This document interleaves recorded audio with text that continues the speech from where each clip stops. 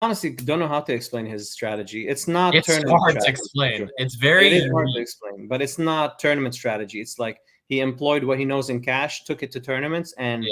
took it to a next I level. love watching it though, because it's so interesting to see all these people with like different strategies make it work. It's And fun to watch. another thing with Fred, he has good table presence, and he gets in that trance. I've never seen him talk.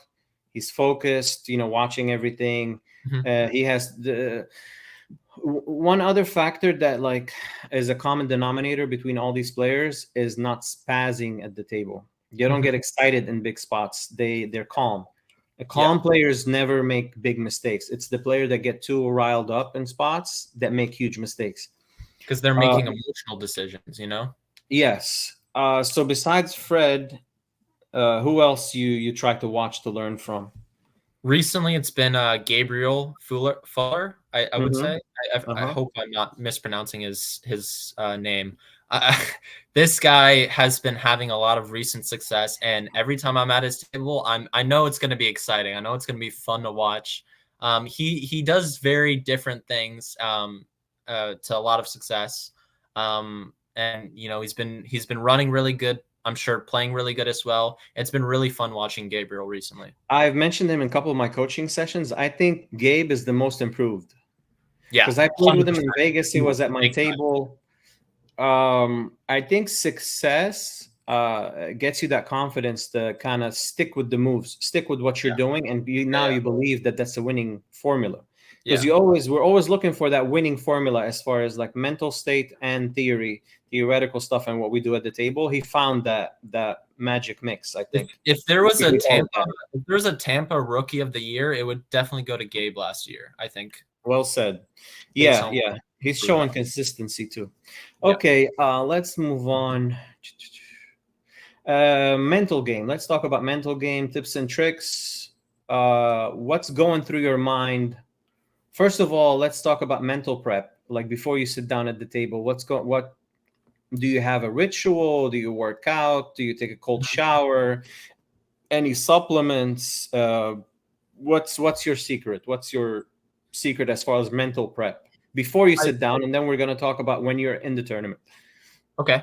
I would say for me, I think working out consistently really helps my discipline. I think it just helps me be more focused and more ready for the endurance and discipline that is required to play these long tournament days. Mm-hmm. And I mean, I don't look like I'm like huge or anything, but I do try to go into the gym somewhat consistently. So when you say Um, workout, is it lifting weights cardio or just lifting weights? Lifting Or weights, yeah, I do a lot of minor weightlifting, and I do some running. I play a little bit of sports. I play some basketball, but not super often. I just think being in shape helps a lot, and so the something. workout regimen is what, like 3 times a week, 4 times a week? Is it Yeah, before? that's basically it right now. 3-4 times a week. Okay, but it's not. Is it before the session? Like that's what's gonna Um, make you zen at the table, or not necessarily? I wouldn't say I always do it before the session. Sometimes I do. Sometimes I do it the night before, but regardless, I think just being in shape just helps a lot. Also, Okay. something I want to mention is something I did really wrong at the start of my professional poker career is not managing my diet well enough. It's so important for me to have a really good breakfast before I play. It's so much more important for me to eat well and have enough snacks and good food, like pistachios, drink enough water. All these things matter so much more, and it's something I ignored at the start, and I realized how bad I was feeling after hour 6, hour 7, hour 8 of the tournament. And that's something I've done a lot better of a job is managing my diet through a tournament day. During the tournament, where are you eating? Like, what do you bring? Do you bring food, or how often you're eating? Is it every Yeah. break, every 2 breaks? I like to just I have pistachios. I've been eating pistachios, and it's just a great. I think nuts, peanuts, protein bars. If you ever take like bananas, apples, these are the kind of things that really give you that energy. It's like healthy sugars, all that thing that really helps you last that extra 2, 3, 4 hours into the tournament. Nuts have essential fats, not a lot of carbs, but some carbs, but mostly essential fats. It's a good meal, I think, as long as it doesn't give you that sugar spike, because sometimes people eat like, simple carbs, like a candy bar or something. It's going to give you a sugar spike, and then insulin is going to make that sugar drop, and you feel crash. You're going to feel the crash, and that's not good. You don't want that change. That's not what you want. Okay, so the tricks is workout, eating better. What are you thinking during a tournament, and how do you handle bad beats? Like, let's say everything is going well, and which is going to happen a lot in the tournament. How you're dealing with bad beats, and how much time it's taking you to recover. Like, let's say you take a huge beat during the tournament, you have 60, 70 bigs, and all of a sudden you're like down to 15 bigs. How you're handling that, and how much work? It literally don't even think about it. Bad beat happens. It happens. The only thing that matters to me, and I think it's something that people screw up all the time, is they think about results. And the only thing that matters, if you are a poker professional, is the only thing that matters is specifically decisions. If I was happy, like after a hand happens, I will think about that hand regardless of win or lose and think, was I happy with how I played that hand? Yes, I move on. It doesn't matter if I lost, ace king versus jacks for fucking 70 big blinds. It doesn't matter. Totally agree with that, but sometimes it's easier said than done. Sometimes like two, three negative things happen in a tournament. No matter how tough you are mentally, it's going to affect you. Yeah. We all tilt at it. Some tilt more than others, but some things are going to affect you. Like, it'll be stupid spots, like you're 85, 90% favorite, and you take beat after beat after beat, and it happens like in a short period of time. So you're saying you don't tilt. I have a story about that.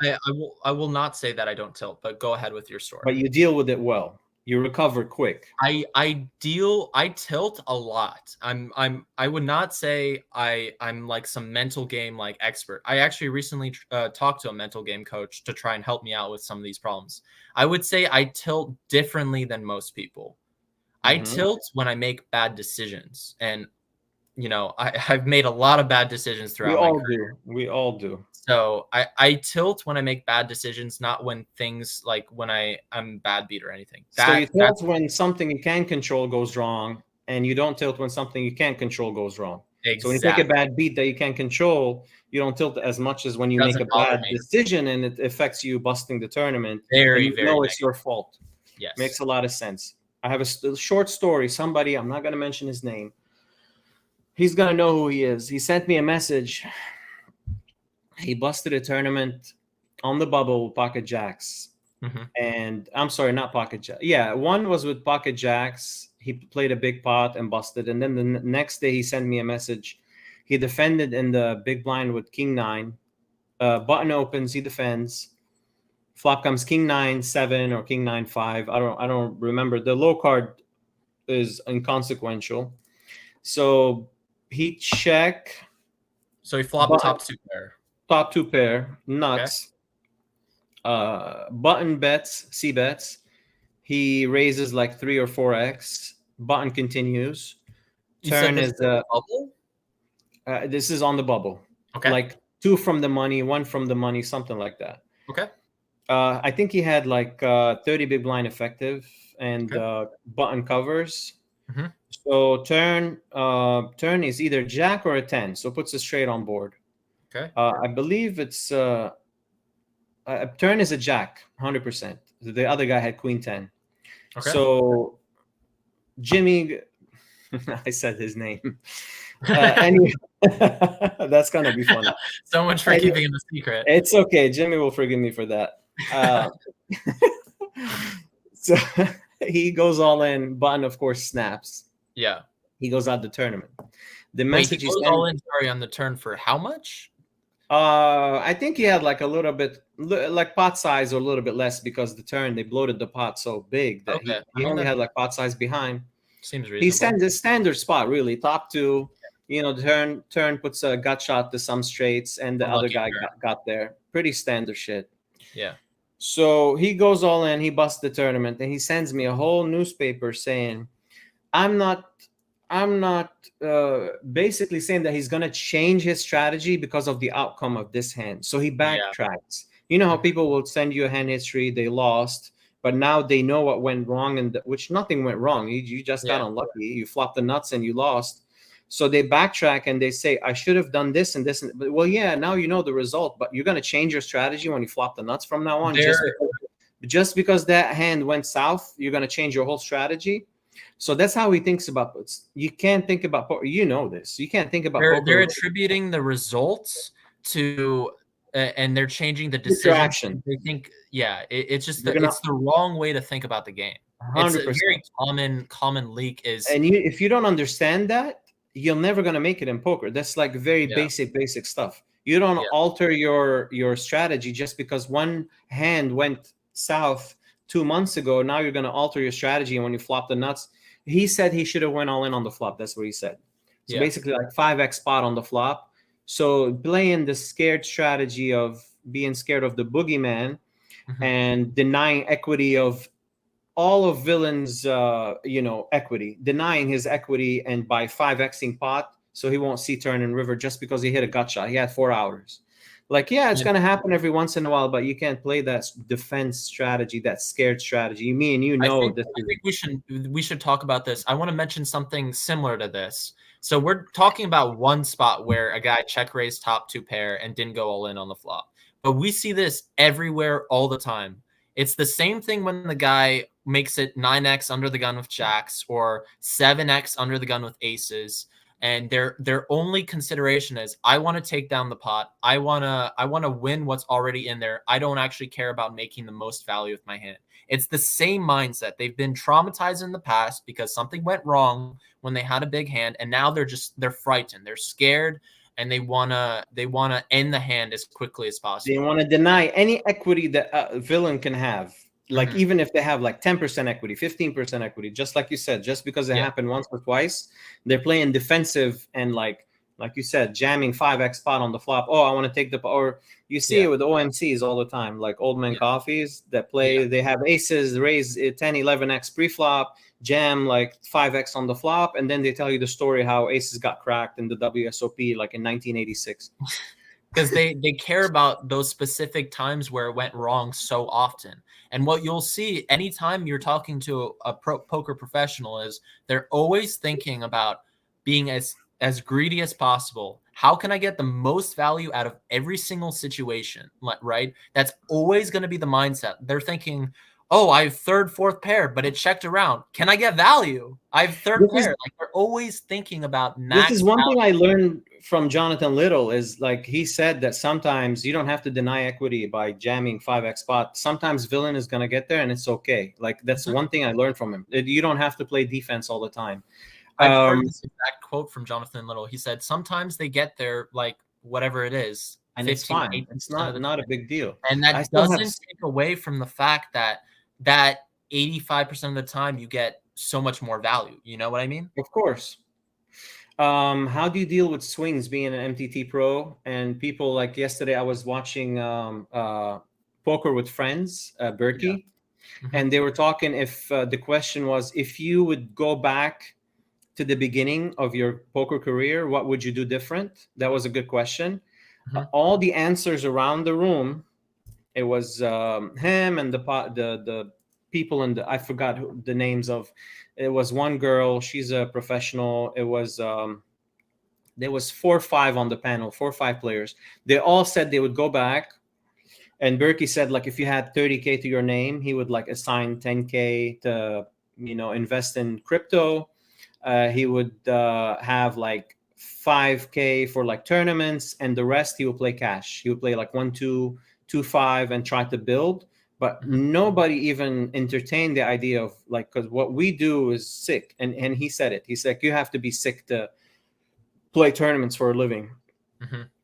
And he's right. Just because the average tournament player, it's the swings. And so how do you deal with swings and the months where you're like negative? How you're dealing with it? What are you doing differently? Are you studying more? How do you deal with it? And I'm sure you've had downswings before. Yeah. I've definitely felt downswings. I would say the last year was really tough for me. And I would say I don't really do a good job. I wish I had a good answer. I wish I could tell you that, it's not I have just the you. secret. But I I would love to know a better way to deal with the swings myself, because, you know, I have a bad day, and then all of a sudden, like the next day, the day after that, I just don't want to play. Like I just would rather, I feel depressed, I feel demotivated. I don't want to play. This game I will don't make you do very question well. no matter how good you are. This game will make you question everything and will bring you down to your knees, because you're gonna have days where you're gonna be playing your best, and it's hard to play your best when things aren't going your way. You're mid tournament, you're always gonna have that suck out for like 80, 90 big blinds, and you do everything textbook, and you're still showing up with second best and losing and busting out of tournaments. Yeah. It's tough mentally, man. You got to be a psycho to do this as a career. And they said it on the pod. Really hard. It's really hard. That's why I always compare being a professional poker player to being an athlete, because we're basically athletes of our mind, you know, because all of the decisions we're making and the emotional control, it's so you're hard. not, just because of the luck factor, you're not going to show up on a basketball court and get unlucky time after time and lose the game. It's you're going to lose the game because you performed poorly. But in poker, is it not luck in basketball too? Like some luck factor, but you know, you play against Michael Jordan 10 matches of heads up, you're not going to beat him you're not going to win one match. In poker, you can sit down with Phil Ivey and beat him 5 matches out of 10 just because you're running like God and like drilling every flop. Play with him for a year straight, he's going to destroy you, of course. So there's a luck factor in poker. That's what people don't understand, and they don't understand variance. So, because they might run like God for months and they'd be like, what are you doing different? There's not much doing different. It's just variance is on your side, and it's easy to play your best when things are going your way. You know, you're making top pair every hand, you're making flushes, you're making straights. Of course, studying and being prepared will make you a better player, but running good beats everything. What are your weaknesses in poker, you think? Most of us like get delusional and think we don't have weaknesses, but if you think of one spot, like strategy weaknesses, weaknesses as far as tournaments, because we're mostly talking tournaments, like what parts of your tournament strategy you struggle with? Like, is it 3-bet pots, 4-bet pots? Is it pre-flop, on the flop, river play? Yeah. I would say that recently I've noticed some leaks in my game that I want to improve on are I've noticed that I've been making a lot of too quick decisions on the river. Like I kind of I've been used to trusting my instinct too much, and I will see myself have top pair, top kicker on the river, and it doesn't happen all the time, but I would say I've been making bad river calls and rushing decisions, and I think that this is common weakness or leak for a lot of players is they don't get it, they get in a spot and they don't think about it enough. Like that's one of the biggest assets in poker is time. You know, we have that asset and we need to always use it. And it's hard to use it when you're hour 8, hour 9, hour 10 into a tournament and you're tired and you're exhausted and you want to go home and maybe you don't even care about the tournament anymore. You're just completely dead exhausted and just that's the mental battle we're always having at the poker table. You're sitting with 7 other dudes and it gets boring as hell. Yeah. Nothing to look at. You're just watching it gets boring for sure. So that mental struggle, it's tough. I was going to say something else. The river play. And you know, one of the exploits against the people we play against is they're not bluffing enough rivers. So you're saying you're overcalling, and they always have it on the river. Very seldomly you're going to see it. Every once in a while, I'm like, please show me something creative that you've done that I'm going to show up there with like third pair and be good. No, it's not. It's always 9 times out of 10 they just have it. Like against you, you're going to show up with bluffs. You're going to have a creative line that you took and you're bluffing river with like, you know, blockers and stuff. But against the ABC player, the rivers, we should call it, when they show aggression on the river, they just have it. It's insane how often I see it. It's something that has to be said is that when you study poker and you spend a lot of time studying poker, you can easily misattribute the things you've learned from studying against the people you're actually playing against. For example, like when you study, you're like, oh, on the river, this is just like, I'm never ever supposed to fold this hand in theory. So it's hard sometimes when you're in the heat of the moment to differentiate the right exploits we need to be making against the players you're actually playing against and how the spot's supposed to be played in theory. And if you study a lot, you know what I'm talking about. 100%. Johnatan Little, I was watching one of his videos yesterday, and he's talking about squeeze spots. He was talking about limp pots. I don't know if you saw one of my videos talking about one of my students saying that you will never learn from Jonathan or like Upswing about a spot that's like 5-way limps, because the events they play, the 10Ks and 15Ks, you're not going to see 5-way limps. Yep. So he was actually talking about limp spot and how to abuse limpers. And he said, like, if you're playing 1-2 cash and there's like 5 limpers in front of you, he said, you go 3x the initial bet plus 1 blind for each limper. Yep. So that makes it 5x plus 8x, which on a 1-2 is $16. Yeah. Who's folding to $16 raises in 1-2? You make it 16 bucks, they're all coming along. Like, this does not apply. In 1-2, you got to make it like 20x for you to go maybe heads up or 3-way. You make it $16. I opened $16 on 1-2. Like in a live game, 16 bucks, nobody's folding. They're just coming. They're calling you out of principle. So this shit doesn't apply in real life. I don't know what he's thinking. He hasn't played obviously 1-2 in a while to understand that 16 bucks is not going to work in real time. I have another question. I think we're going overtime. We're already at an hour. Favorite. I kind of know the answer to this, but I'm going to ask favorite pros and why.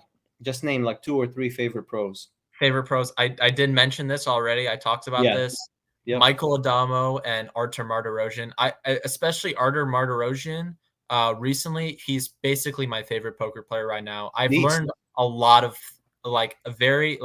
if people are wondering where my very aggressive play style comes from, a lot of it is what I've learned from watching Artur Martirosyan play. Just love watching him. He's such a beast. GTO or exploitative?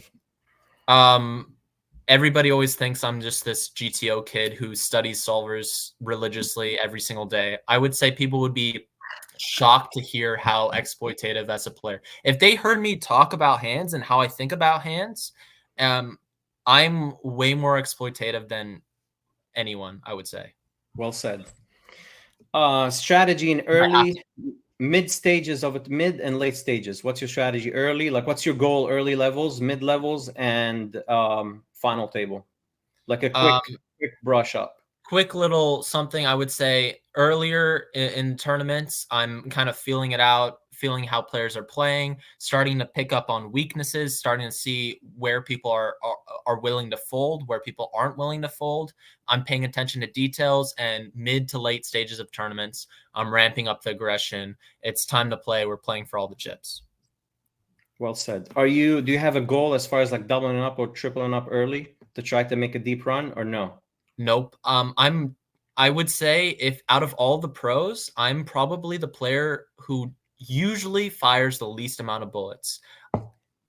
Recently, I've noticed I fire 1 to 2 bullets. I'm usually not firing a lot. And that's also something that's really the reason why my ROI in tournaments is really, really high is because I don't very often fire much. And it's kind of just my strategy. Yeah, I'm witness to this. I've never seen you go make trips to the cage. Then again, some people hate on people that fire multiple bullets, even if those players are crushers. Yeah. What comes to mind is Jeremy Becker. A lot of people give him shit in Tampa. They'd be like, oh, Jeremy, before he went to Vegas, start crushing everything. Yeah. Oh, Jeremy, is he still firing multiple? The people, when you're at the top of the food chain, people want to find like one weakness of yours and they just want to dwell on that because you're more scrutinized when you're at the top. So that's one thing they used to bring up about Jeremy, that he fired multiple bullets, even though he was showing profit. Like, if you're showing profit at the end of course, it's going to affect your ROI, but he was still winning at the end of the year. Like, that's what matters. It doesn't matter what you do in a single tournament. I agree. So they used to always give him shit about that. But who cares? Look at the guys making like, $200K a month. I wish I could be in the Poker Ghost studio with Jeremy Becker battling out. Same. He's going to be next on the pod, by the way. Yeah. Do you show up on time or not? I would say very recently I've not been showing up on time because I think like I said, I mentioned this before. What matters to me is being as well rested as possible, and eating and making sure that I'm eating the right amount of food before I even enter the tournament. Not That showing up matters on time. more than that matters Sorry. more. Not showing up on time, is it intentional, or is it just like you It's intend not to show up on time? Is like no, that's your no, strategy? it's not my strategy, but it's a product of, like, as a person, I don't have an appetite in the mornings at all. Like, I only eat, like, I'm only hungry like about lunchtime, even if I wake up at 7 a.m. So Mhm. as a result, and because it's so important for me to make sure I get a good meal before I go to the tournaments, then I'm just kind of forced to wait before I register. If I had the choice, I If think you have the choice. if I had the choice, the max value is always at the start of the tournament, because there's always the worst players that are in the tournament are at the start, and the satellite Okay. winners and all those players. So you believe in showing up on time? I do. Okay. That's a question that's you already answered. What made you choose MTTs over cash? You already said it. You like the challenge, the strategy. For sure. So I mean, I didn't know that I thought you were gonna tell me that you started cash and then you transferred, but now that you started right out the gate with MTTs, that question doesn't have that much value. Craziest thing. Okay, craziest thing you've ever seen at a table. You said you had a story for Okay. me. Yes, I do have a story for you. I've mentioned this, I think, a couple times, maybe 2 or 3 times I've talked about this story. And it was actually, we're going to go back in time, 2021. This was, so I was playing the tournaments. I was grinding a little bit of cash. I was just starting to play cash towards the end of 2021, like December time, 2021. And I went to TGT playing some 1-2 cash. I was not doing well in cash, by the way. I think the first, I was down like 3-4K in cash at this point in like a month and a half of playing. And I was playing 1-2 TGT, and I was with this Balder guy at TGT, and I'm an Balder, hour what do you mean into Balder guy? Sorry? You said Balder guy? Bald guy, kind of got like some tattoos. Oh, you don't know who he is. He was just I at don't the know table. who he is. I forget Okay, his name. But gotcha. about an hour into playing 1-2, this guy mentions how he was in a robbery in the 80s or something, and he robbed a bank.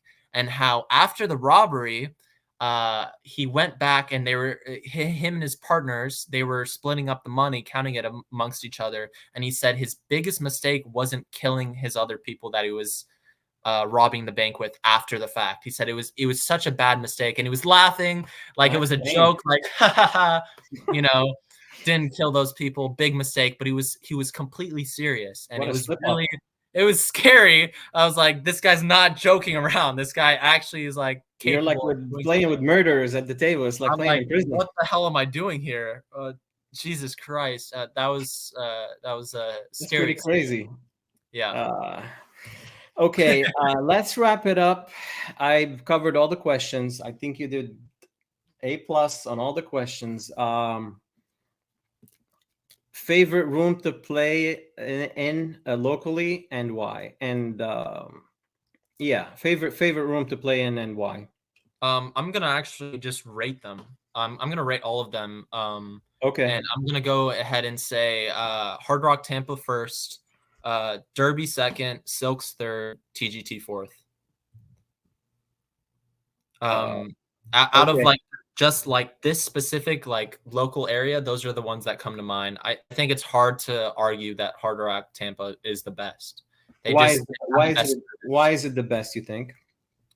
best serviced, the biggest tournaments. They're the only ones who run series somewhat regularly. I mean, I would say the room is like kind of a dungeon. It's kind of not the funnest like area to be in. I would prefer something a little bit more lively than the dungeon that is Hard Rock Tampa Poker.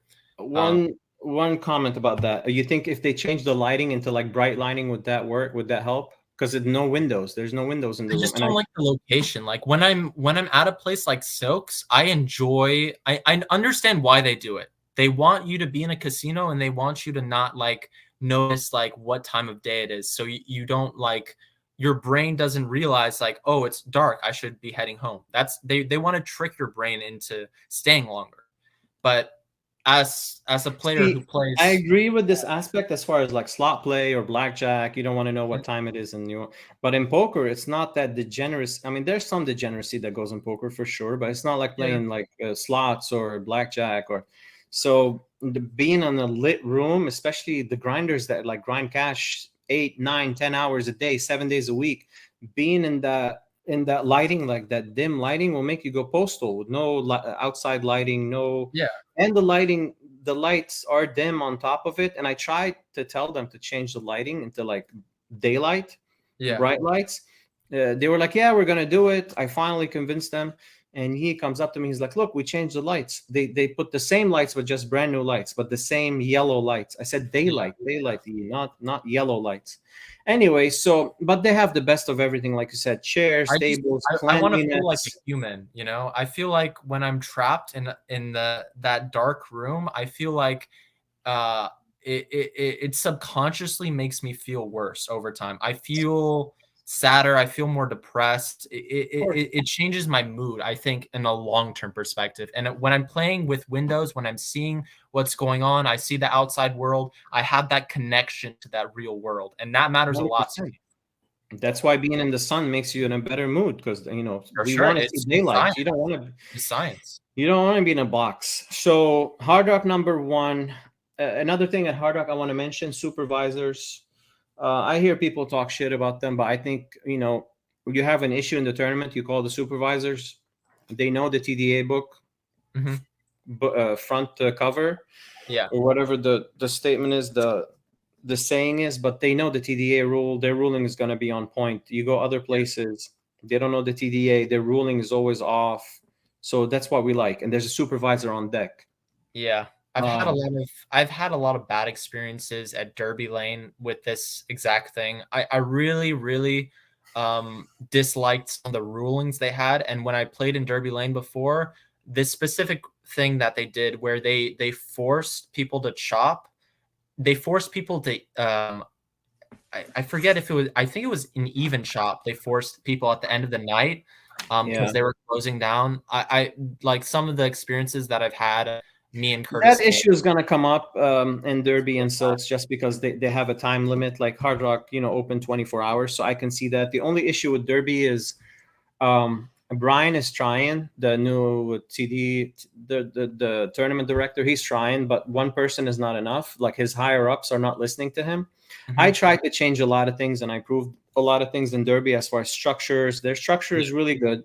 The only issue I have with Derby, they have a lot of potential. Like they have the logistics, they have the table. Have a great room. Yeah, great room. They have series that they can compete with Hard Rock. The only issue they have is having a brush run the tournaments and not having a supervisor on deck. I've always said it. I don't think there's a room in the nation that has a brush running the tournament. You can't have a brush run the show. It's a 19-year-old that has no clue about poker, making all kinds of mistakes. When you're playing, mistakes. You don't want to worry about being a director and a player at the same time. You just want to play the game. You don't want to worry about mistakes being done outside. So that's the only issue with Derby. Otherwise, Brian is putting up, he listens to the players. So you think, you said Hard Rock number one. Who's number two? Derby.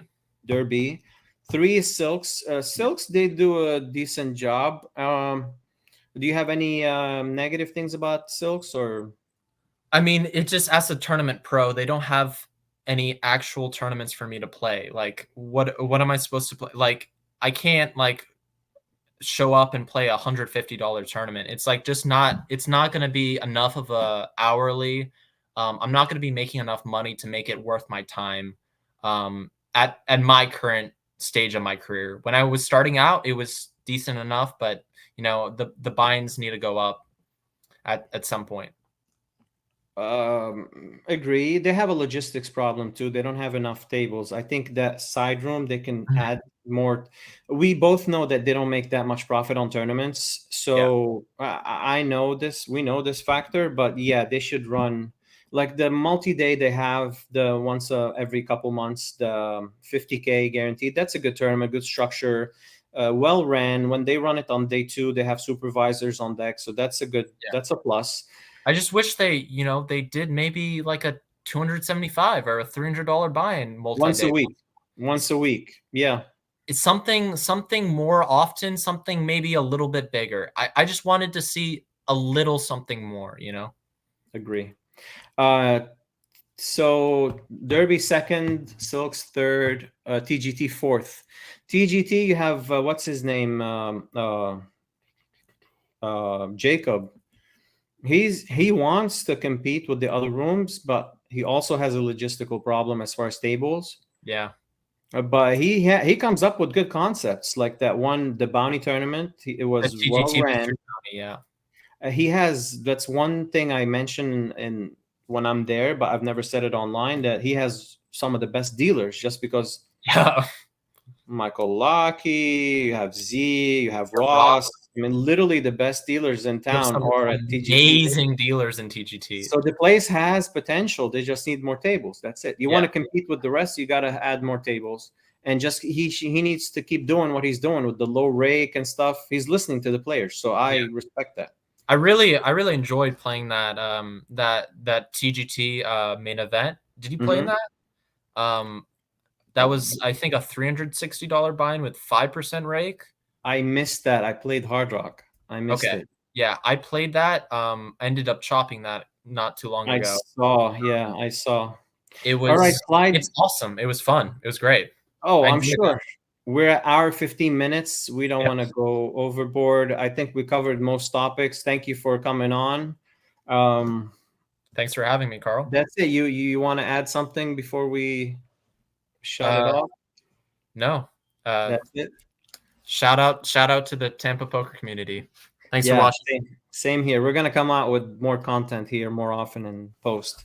Awesome. All right, Clyde. Are you playing tonight? The 6 p.m. Hard Rock? I'm not sure what I'm doing. I was planning on doing some studying on Jaka coaching today, so we'll see what happens. All right. Thank you for coming on, and I'll see you on the felt, sir. Sounds good. Thanks for having me.